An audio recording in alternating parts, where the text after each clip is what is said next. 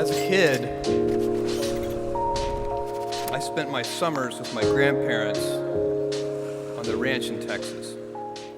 I helped fix windmills, vaccinate cattle, and do other chores. We also watched soap operas every afternoon, especially Days of Our Lives. My grandparents belonged to a caravan club, a group of Airstream trailer owners who traveled together around the US and Canada. And every few summers, we'd join the caravan. We'd hitch up the Airstream to my grandfather's car, and off we'd go, in a line with 300 other Airstream adventurers. I loved and worshiped my grandparents, and I really looked forward to these trips. On one particular trip, I was about 10 years old. I was rolling around in the big bench seat in the back of the car. My grandfather was driving, and my grandmother had the passenger seat. She smoked throughout these trips, and I hated the smell.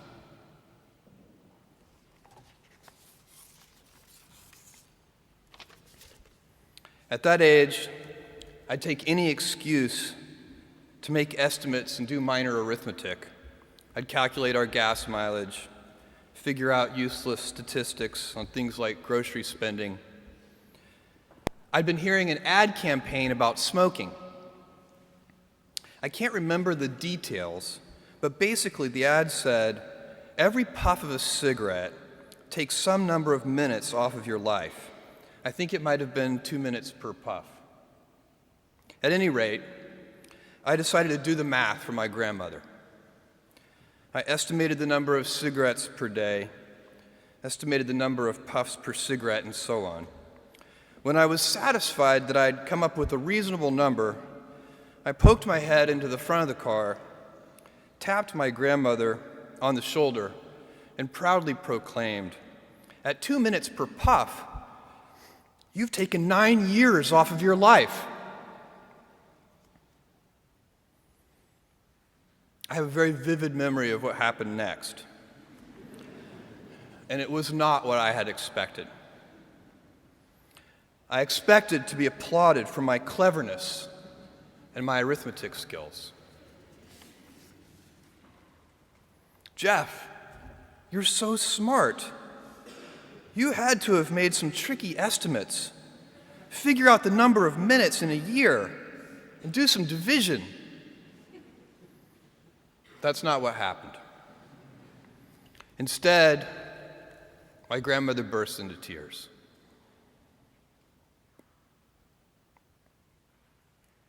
I sat in the back seat, didn't know what to do, while my grandmother was crying.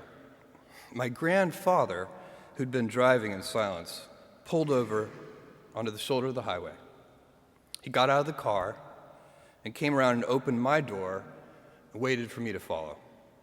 Was I in trouble? My grandfather was a highly intelligent, quiet man. He had never said a harsh word to me, and maybe this was to be the first time. Or maybe he would ask that I get back in the car and apologize to my grandmother. I had no experience in this realm with my grandparents, and no way to gauge what the consequences might be. We stopped beside the trailer. My grandfather looked at me, and after a bit of silence, he gently and calmly said, "Jeff, one day you'll understand that it's harder to be kind than clever."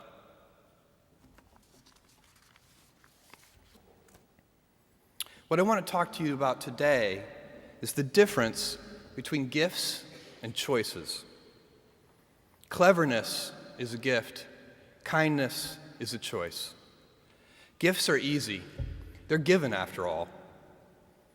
Choices can be hard. You can seduce yourself with your gifts if you're not careful, and if you do, it'll probably be to the detriment of your choices. This is a group with many gifts. I'm sure one of your gifts is the gift of a smart and capable brain. I'm confident that's the case because admission is competitive, and if there weren't some signs that you're clever, the dean of admissions wouldn't have let you in. Your smarts will come in handy because you will travel in a land of marvels. We humans, plodding as we are, will astonish ourselves. We'll invent ways to generate clean energy, and a lot of it.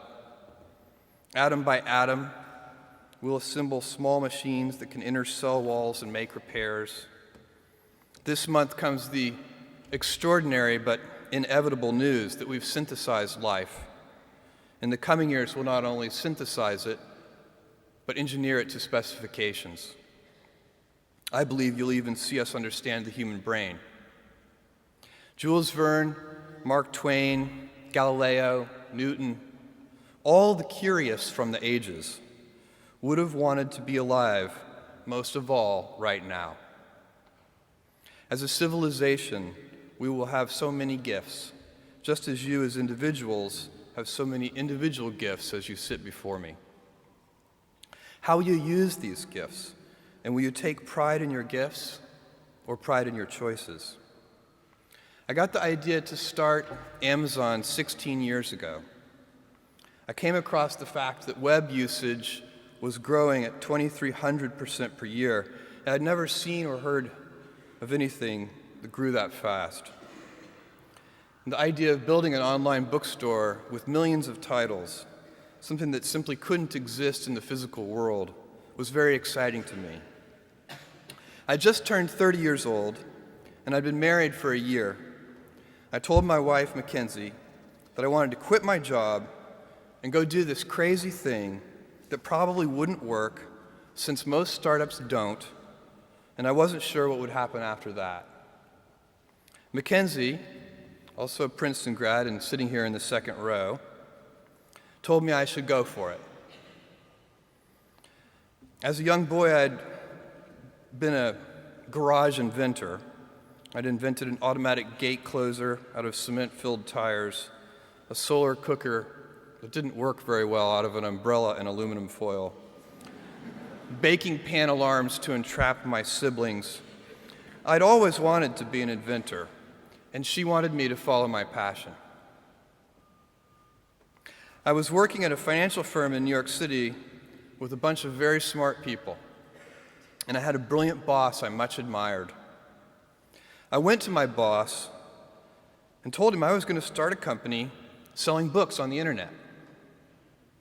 He took me on a long walk in Central Park, listened carefully to me, and finally said, "That sounds like a really good idea, but it would be an even better idea for someone who didn't already have a good job."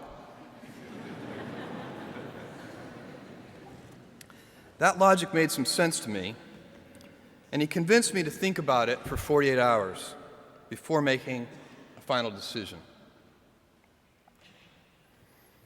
Seen in that light, it really was a difficult choice, but ultimately, I decided I had to give it a shot.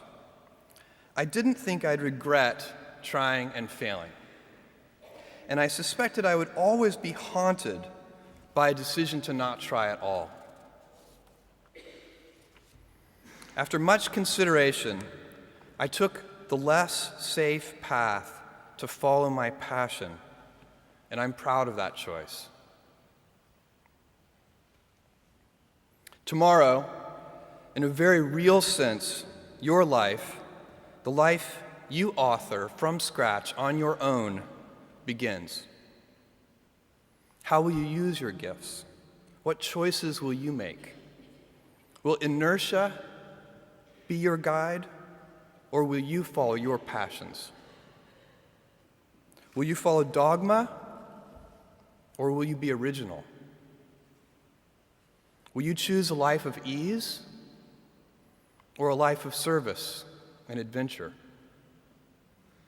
Will you wilt under criticism, or will you follow your convictions? Will you bluff it out when you're wrong, or will you apologize? Will you guard your heart against rejection, or will you act when you fall in love? Will you play it safe, or will you be a little bit swashbuckling? When it's tough, will you give up, or will you be relentless? Will you be a cynic, or will you be a builder? Will you be clever at the expense of others, or will you be kind?